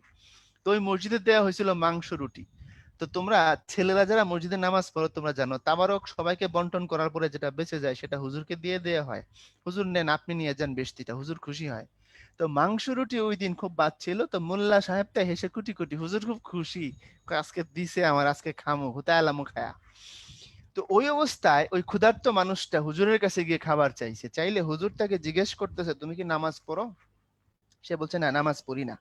তখন হুজুর রেগে মেগে তারে বলছে, ভেলা হলো দেখি লেঠা, ভোগা আছে মোর গো ভাগারে গিয়ে নামাজ পড়িস বেটা। মানে বলছে যে তুই নামাজ পড়িস না, এখানে আসছস কেন, গরুর ভাগারে গিয়ে মর। যে নামাজ পড়ে না তার আমি খাবার দেই না। গরুর ভাগার মানে হচ্ছে মৃত গবাদি পশু যে জায়গায় ফেললে ওটাকে বলে ভাগার। আর একজন মানুষকে সে ভাগারে যাইতে বলছে, তার অপরাধ কি, সে নামাজ পড়ে না। তার আগে হুজুর আক্ষেপ করে বলছে, ভেলা হলো দেখি লেঠা। ভেলা হলো দেখি লেঠা শব্দের ডিরেক্ট ব্যাখ্যা যেটা, সেটা হলো, সহজ করে বুঝাই দেই। মনে করো তোমরা কোনোদিন সব বন্ধুরা মিলে 7-8 জন বন্ধু কোন এক ফ্রেন্ডের বাসার ছাদে বারবিকিউর আয়োজন করছে, উপলক্ষ হলো তার জন্মদিন। সমস্ত আয়োজন টায়োজন করে কেক টেক নিয়ে যখন রেডি, এদিকে কেক কাটা হবে, ওইদিকে গান ছাড়া হবে, ওইদিকে বারবিকিউ তৈরি করা হবে, সবকিছু রেডি। ওই অবস্থায় ফ্ল্যাট মালিক সমিতির পক্ষ থেকে ওই বন্ধুর বাবা গিয়ে তোমাদের সবাইকে মনে করো সেই লেভেলে শাসাইলো, পড়াশোনা বাদ দিয়ে 3-4 ঘন্টা ধরে এখানে কেক কাটা হচ্ছে, এখানে এসে বারবিকিউ করতেছো, যাও প্রত্যেকে যার যার বাড়ি যাও, পড়াশোনা করো। তখন কিন্তু তোমরা ওখান থেকে চলে আসতে হবে। তাহলে পুরো ব্যাপারটার মধ্যে উনি কি করলেন? জল ঢেলে দিলেন না? তোমাদের সমস্ত প্ল্যান প্রোগ্রাম কি এক কথায় নষ্ট করে দিলেন না? সমস্ত প্ল্যান প্রোগ্রাম নষ্ট করে দেওয়া, এটাকে বোঝানোর জন্য বলা হয় ভেলা হলো দেখি লেঠা। আমরা বলি না ধেত্তের একদম জল ঢেলে দিল, ওই কথাটাকে সাহিত্যের ভাষায় বলা হয় ভেলা হলো দেখি লেঠা, সব নষ্ট করে দিল, হুজুর বলছে সব নষ্ট করে দিল, ভেলা হলো দেখি লেঠা। হুজুর মন খারাপ করে এই কথা বললে, তাকে তাড়ায় দিলে ওখান থেকে সে ক্ষুধার্ত মানুষটা বের হয়ে আসে, তখন সে সৃষ্টিকর্তাকে ডাক দিয়ে বলতে থাকে, খোদা আমার বছর 80 বছর হয়েছে, আমার বয়স, আমি আজ পর্যন্ত তোমার ডাকি নাই, আমি নামাজ পড়ি নাই, আমি রোজা করি নাই, তার জন্য তুমি আমারে না খাওয়ায় রাখো নাই কোনোদিন, আমাকে তুমি ক্ষুধার অন্ন তো দিছো, কিন্তু আজকে তারা আমাকে 2 জায়গা থেকে বিতাড়িত করে দিছে।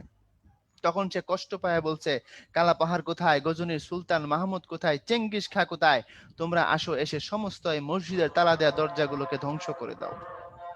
কথার অর্থ কি? কথার অর্থ হলো, আচ্ছা আমার বাসার খুব কাছে মসজিদ, সাউন্ডটা খুব কানে আসে, আমি কি 2 মিনিট যতক্ষণ আজান চলে আমি কি অফ করে রাখবো দীপ্র?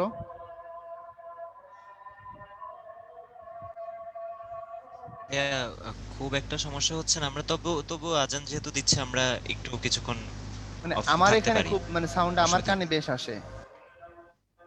জি ভাইয়া, বুঝতে পারছি। তাহলে ভাইয়া আচ্ছা, ঠিক আছে, আজানটা শেষ হয়ে আমার নিক। আমার সোনা ভাইয়েরা, আমরা ঠিক 2টা মিনিট পরে আবার কথা বলতেছি, হ্যাঁ একটু অপেক্ষা করো।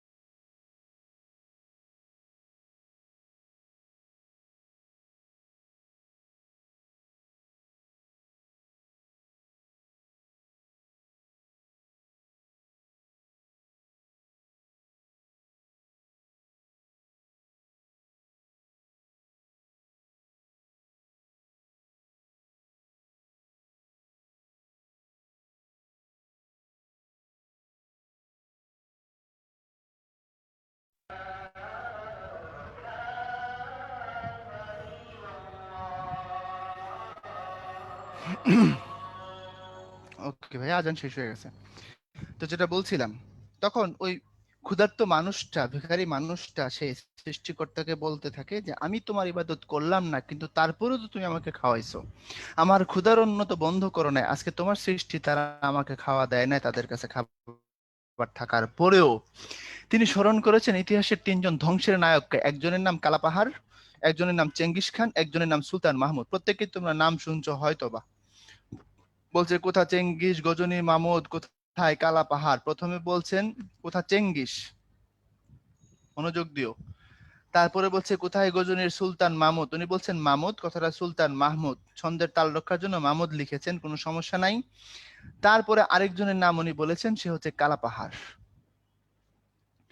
তো একটু মনোযোগ দিও, এই কথাগুলো কেন বলছেন, এখান থেকে তোমাদের অনুধাবনে পরীক্ষায় প্রশ্ন আসবেই আসবে, এই জায়গাগুলো থেকে টাচ করেই করে। এই চেঙ্গিস খান ইতিহাসের একজন ধ্বংসের নায়ক, মঙ্গোলিয়ান সম্রাট। উনি হামলা চালায় বিভিন্ন দেশ দখল করছেন, অনেককে মারছেন, উনি নিষ্ঠুর এবং ধ্বংসের প্রতীক। এই সুলতান মাহমুদ 1000 থেকে 1026 খ্রিস্টাব্দ পর্যন্ত ভারত আক্রমণ করেছিলেন 17 বার। উনি ছিলেন পাকিস্তানের পরে যে দেশটা আছে আফগানিস্তান, আফগানিস্তানের গজনীর সুলতান, নাম সুলতান মাহমুদ। উনি ভারতে 17 বার অভিযান চালাইছেন, 17 বারই উনি একদমই লুটপাট টুটপাট করে খুন খারাপি করে আবার চলে গেছেন, তাহলে উনিও কিন্তু ধ্বংসের প্রতীক। আরেকজনের নাম বলেছেন কালাপাহাড়, এই কালাপাহাড় ছিল হিন্দু, পরবর্তীতে সে ধর্মান্তরিত হয়ে মুসলমান হয়ে যায়, আর মুসলমান হয়ে যাওয়ার পরে তার মধ্যে প্রচন্ড হিন্দু বিদ্বেষ ছিল, এবং এই হিন্দু বিদ্বেষের থেকে সে বিভিন্ন মন্দিরে আক্রমণ চালায়, প্রচুর মূর্তি টূর্তি ধ্বংস করছে। এখন এই তিনজন ধ্বংসের নায়ককে ডাক দিছেন, ওই ভিখারি বা ক্ষুধার্ত মানুষটা ডাক দিয়ে বলছেন কোথা চেঙ্গিস, গজনী মামুদ, কোথা কালা পাহাড়, ভেঙে ফেল ওই ভজনালয়ের যত তালা দেওয়া দ্বার। একটু খেয়াল করো, তারপরে বলছে ক্ষুধার ঘরে কি কপাট লাগায়, কেদে সেখানে তালা, সব দ্বার এর খোলা রবে, চালা হাতুড়ি চাবল চালা। অর্থাৎ বলতেছে এই চেঙ্গিস খান, এই সুলতান মাহমুদ, কালা পাহাড় কে কোথায় আছো তোমরা, এসে কি করো এখানে, আইসা তোমরা তোমাদের হামলা চালাও কোথায়, এটা ক্ষুধার ঘর, সৃষ্টিকর্তার ঘর, এখানে তালা দিয়ে রাখে কে, এটাকে বন্ধ করে কে, এখানে সবার প্রবেশাধিকার আছে, আজকে আমি সেখানে প্রবেশাধিকার পেলাম না, তোমরা এসে সেখানে হাতুড়ি শাবল চালায় দরজাগুলো খুলে দাও, সমস্ত মানুষের জন্য এটাকে ওপেন করে দাও। তারপরে শেষ দিকে একটা কথা বলে কবিতা শেষ হয়ে গেছে, বলছে হায়রে ভজনালয়, তোমার মিনারে চড়িয়া ভণ্ড গাহে স্বার্থের জয়। ভজনালয় মানে যেখানে ভজন গাওয়া হয়, ইবাদতের জায়গা, মসজিদ কিংবা মন্দির। বলছে তোমার মিনারে ছেড়ে ভণ্ড আজকে স্বার্থের জয়গান গাইতেছে। অর্থাৎ মসজিদ হোক আর মন্দির হোক, এটা সাধারণ মানুষের আর নাই, এটা ধর্ম ব্যবসায়ীদের বাণিজ্যের কেন্দ্রে পরিণত হয়েছে। মসজিদকে মন্দিরকে কেন্দ্র করে একদল স্বার্থান্বেষী ধর্ম ব্যবসায়ী মানুষ স্বার্থ লুটতেছে। এবং এটার আজকের বর্তমান প্রেক্ষাপটেও যদি তুমি বাংলাদেশে দেখো, ভারতে দেখো, এই দৃশ্যগুলো কিন্তু আছে, আমাদের দেশেও আছে, বসে যান, বসেন বসেন, ইত্যাদি ইত্যাদি, তাই না? ধর্মকে নিয়ে সবচেয়ে সহজে বিজনেস হচ্ছে। যা হোক, কবিতার বিস্তারিত আমরা যেদিন ক্লাসে পড়বো সেদিন দেখাবো। আর আজকে তোমাদের সাথে একটা ছোট্ট টপিক ভাই, তোমাদের থেকে আর 5টা মিনিট আমি টাইম নিব, নিয়ে তোমাদেরকে বিদায় দিয়ে দেবো ইনশাআল্লাহ। নত্য সত্য বিধান একটু খেয়াল করো। ওই যে বললাম ভাষাকে লালন করতে হয়, ভালোবাসতে হয়, কাছে রাখতে হয়, আমরা রাখি না। দেখো, নত্য সত্য বিধান তৎসম সংস্কৃত শব্দে মূর্ধন্য আর মূর্ধন্য স কোনটা কোথায় হবে সেটার যথাযথ নিয়মের নামই হচ্ছে মূর্ধন্য ব্যবহারের নাম নত্য বিধান, মূর্ধন্য স ব্যবহারের নাম সত্য বিধান।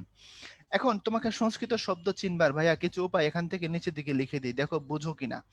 কোন শব্দে যদি মূর্ধন্য থাকে সেটা সংস্কৃত হবে, কোন শব্দে যদি মূর্ধন্য স থাকে এটাও সংস্কৃত হবে, যদি ক্ষীয় থাকে ও সংস্কৃত হবে। আর এই যে বর্ণটা যার মধ্যে হ আর ম আছে যুক্ত ব্যঞ্জনে, এটা থাকলেও এটা সংস্কৃত হবে। যদি রফলা থাকে সংস্কৃত হবে, যদি রেফ থাকে তাহলে সংস্কৃত হবে, যদি রর পরে মূর্ধন্য থাকে তাহলে সংস্কৃত হবে। খুব মনোযোগ দিয়ে শুনতেছো কিন্তু, আমি আমার ধারণা, মনোযোগ দাও, এই জিনিসটা ধরতে পারলে বাকি কাজগুলো খুব সহজে বুঝতে পারবা। তাহলে সংস্কৃত শব্দ চিনবার কিছু লক্ষণ আছে, তার মধ্যে সব থেকে সহজ উপায় হচ্ছে বানান দেখে সংস্কৃত শব্দ চিনা।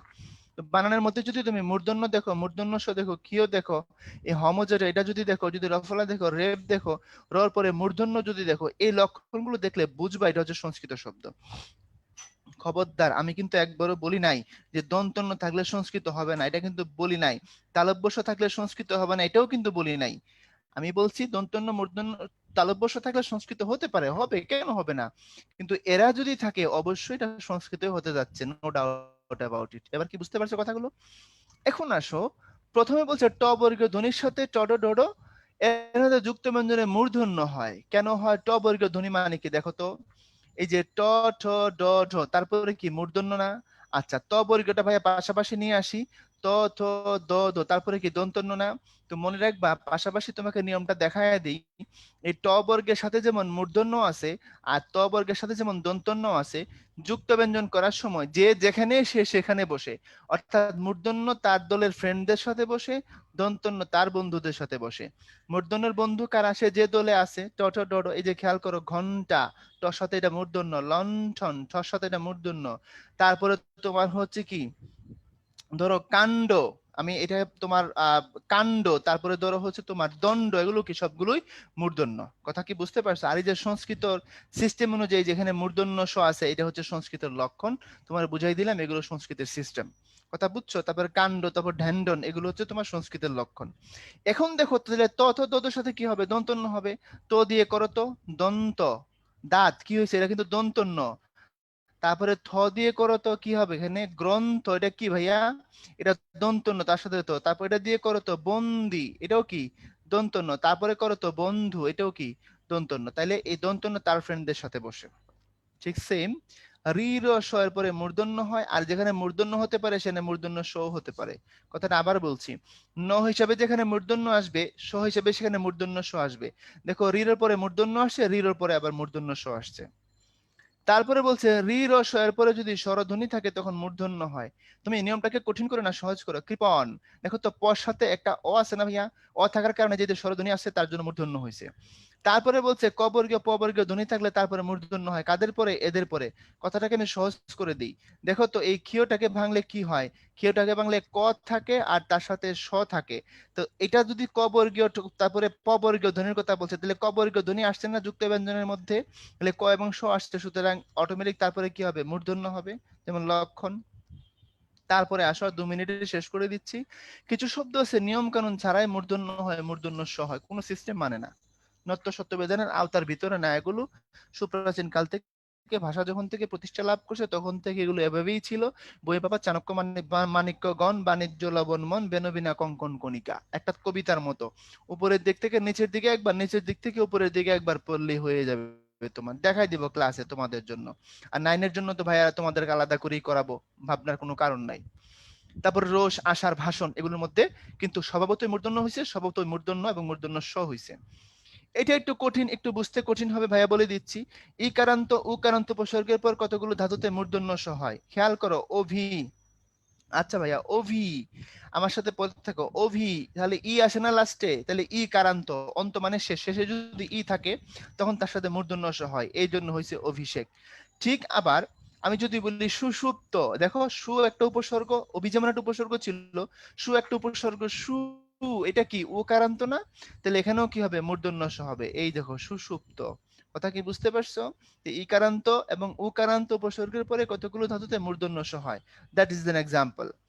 এরপরে মনে রাখবা, সমাসবদ্ধ শব্দে মূর্ধন্য হয় না দন্তন্য হয়। যদি নিয়ম অনুযায়ী মূর্ধন্য আসার কথা থাকে তাও মূর্ধন্য হবে না, দন্তন্য হবে। কেমনে হবে তোমাকে দেখাচ্ছি, দেখো। তিন নয়নের সমাহার দ্বিগু সমাস, ত্রিনয়ন। আচ্ছা ভাইয়া, তিন নয়নের সমাহার ত্রিনয়ন, এই যে তোর সাথে রফলা আসছে, আমি তোমাদের শিখাইছি রফলা কিসের লক্ষণ। রফলা হচ্ছে সংস্কৃতের লক্ষণ। আর সংস্কৃতে নর্মালি এগুলোর পরে কি থাকে? মূর্ধন্য থাকে। কিন্তু আসছে কে? দন্তন্য। কেন ভাইয়া? কারণ এটা সমাস দ্বারা তৈরি। ক্লিয়ার? আবার দেখো, অগ্রের নায়ক, অগ্রনায়ক, রফলা থাকার কারণে এটা মূর্ধন্য আসার কথা ছিল, কিন্তু আসছে কে? দন্তন্য, কারণ সমাস দ্বারা হয়েছে। তাহলে আমরা এটুকু শিখলাম, সমাসবদ্ধ শব্দে মূর্ধন্য হয় না, মূর্ধন্য স হয় না, কি হয়? মূর্ধন্য জায়গায় দন্তন্য হয়। আর বিদেশি শব্দে মূর্ধন্য স হয় না। যেমন মাস্টার, পোস্ট, সেন্ট্রাল, ইন্টার, এটা আমাদের খুব প্র্যাকটিক্যাল ল্যাঙ্গুয়েজ। যদিও তারপরে আমরা আমাদের হামেশাই দেখি কি রকম লেখা, স্টুডিও বানানটা এটা হলো সঠিক, কিন্তু আমরা দেখি কিরকম ভাবে লেখা, স্টুডিও মূর্ধন্য শব্দে লেখা থাকে, স্টোর মূর্ধন্য শব্দে লেখা থাকে। That's not correct. শেষের দিকে তোমাদের সাথে একটা ছোট্ট জিনিস শেয়ার করে শেষ করব। মনে রাখবা, ইর পরে মূর্ধন্য স আসে আর অর পরে দন্ত স আসে। আসো শিখাই দিচ্ছি। এখন আমি যদি বলি পরিষ্কার, পরি, ই আসছে না?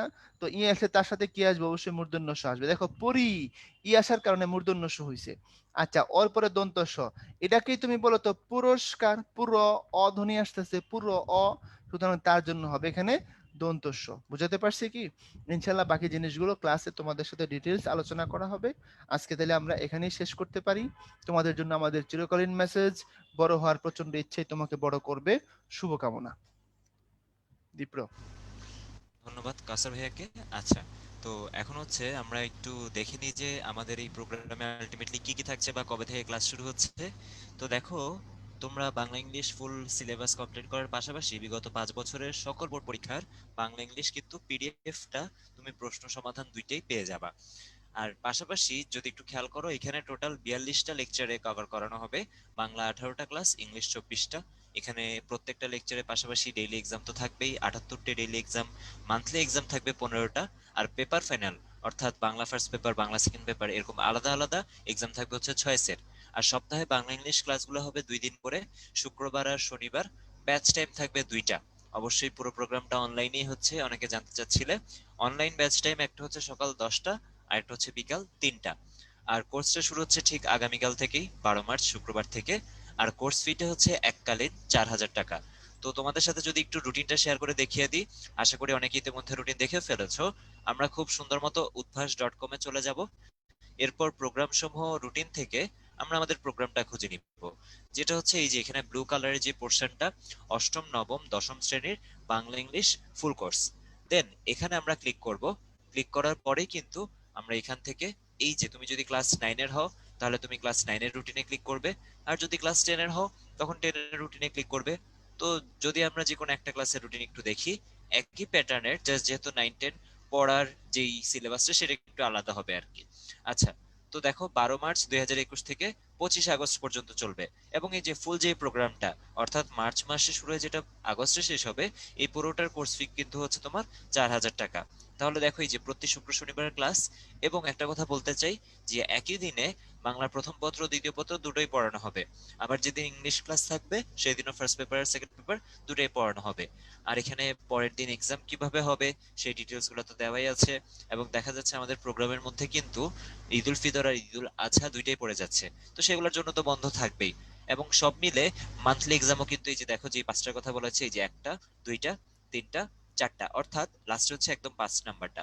অর্থাৎ আমরা টোটাল যেই সিলেবাসটা পড়ছি সেটা ডেইলি এক্সাম দিয়ে যেমন প্র্যাকটিস করা হচ্ছে, ঠিক একইভাবে ওই যে কিছু সংখ্যক নির্দিষ্ট ক্লাসের পর মান্থলি এক্সামের পর কিন্তু আরো ভালোভাবে প্র্যাকটিসটা আমাদের করা হয়ে যাচ্ছে। আর অ্যাকচুয়ালি কোন কোর্সে কি পড়ানো হবে, মানে কোন লেকচারে কি পড়ানো হবে, এই সবগুলা ডিটেলসে কিন্তু এখানে বিস্তারিত সিলেবাসে দেওয়া আছে। তো আমি তোমাদের সুবিধার জন্য এই যে এখানে আমাদের ওয়েবসাইটে যে পোস্টে গেলে তুমি পেয়ে যাবে হচ্ছে এখানকার বিস্তারিত বা রুটিনগুলো ডাউনলোড করে নিতে পারবে, সেটা আমি চ্যাট বক্সে দিয়ে দিচ্ছি। আচ্ছা, যারা জানতে চাচ্ছ যে ভর্তি হবা কিভাবে, যদি কারো এই সংক্রান্ত কনফিউশন থাকে, তুমি একটু এখানে যদি এই ওয়েবসাইটের যে লিংকটা দেওয়া হলো, তুমি যদি এখানে চলে আসো, এখানেই তুমি বিস্তারিত জেনে যাবা। এই যে ভর্তি হতে ক্লিক করো, দেখো একটা রেড বাটন দেখা যাচ্ছে, তুমি এখানে ক্লিক করলে বাকিটা তুমি নিজেই বুঝতে পারবে। আশা করি বুঝতে পেরেছো। আচ্ছা, তো সবাইকে অনেক অনেক ধন্যবাদ যারা এতক্ষণ আমাদের সাথে ছিলে। আশা করি তোমাদের সবার সাথে আমাদের ভাইয়াদের তো বাংলা ইংলিশ ক্লাসে দেখাই হয়ে যাবে। তোমরা আশা করি সবাই ভর্তি হয়ে যাবে এর মধ্যে। তো সবাই সে পর্যন্ত অনেক অনেক ভালো থাকো, অনেক অনেক সুস্থ থাকো। আমরা আজকে এখানেই বিদায় নিচ্ছি। আসসালামু আলাইকুম সবাইকে, আল্লাহ হাফেজ। জি ভাইয়া, আল্লাহ হাফেজ।